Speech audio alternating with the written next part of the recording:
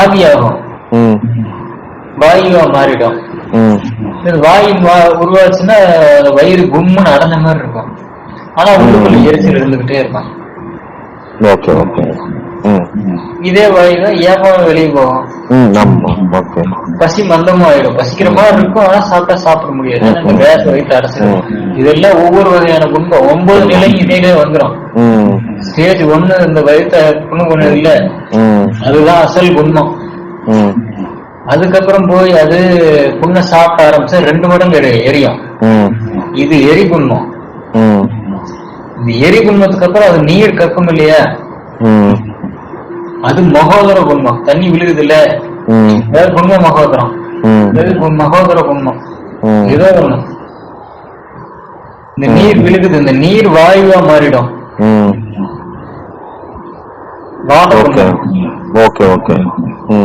வாயும் சேர்ந்தனால வாத குன்மம். அதுக்கப்புறம் வலி உண்டாகும், சூளை உண்டாகும். இந்த வாயு ஏப்பமா வெளியே போகும்ல. எத்தனை ஸ்டேஜ் சொல்லிருக்கேன்? 3 சொல்லிருக்கீங்க. 3. ஃபர்ஸ்ட் அல்சர் புண்ண திங்கிறது எரிகுன்மம். புண்ணானத மறுபடியும் போய் சாப்பிடும் எரிகுன்மம். அப்புறம் அந்த புண்ணு தண்ணியை கேட்கும். 4 மகாதர குன்மம் 3வது. அந்த தண்ணீர்ல இருந்து வாயு உருவாகும். 4 வாயு குன்மம். அந்த வாயு வலிய மறுபடியும் உருவாகும்.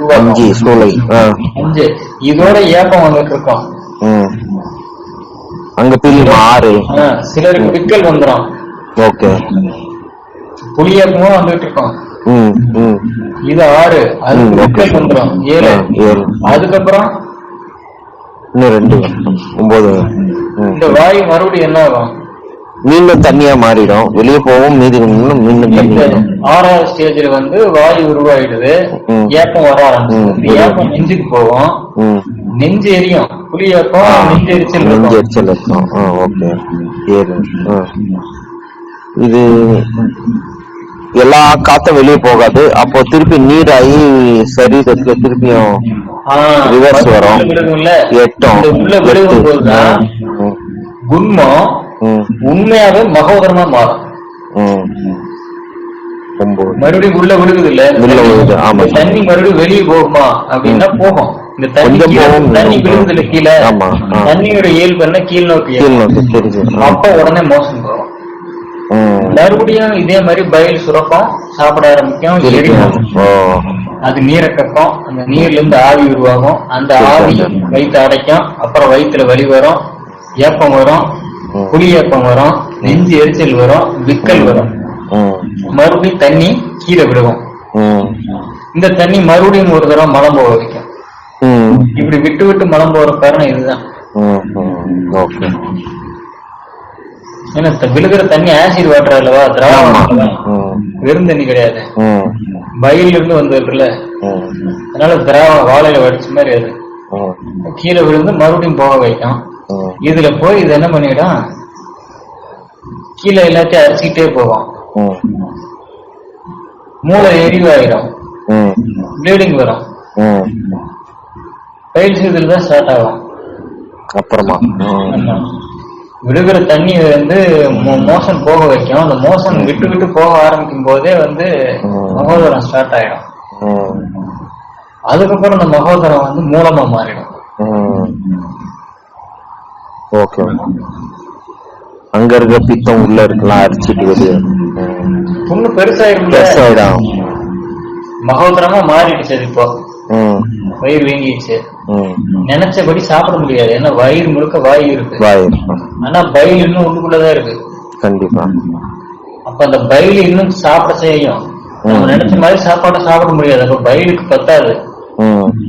பத்தாதனால சாப்பிட்ட சாப்பாடு போட்ட சோத்தை தின்னுவிட்டு மறுபடியும் ஏற்கனவே இருக்க புண்ணை அரிச்சுக்கிட்டே போகும்.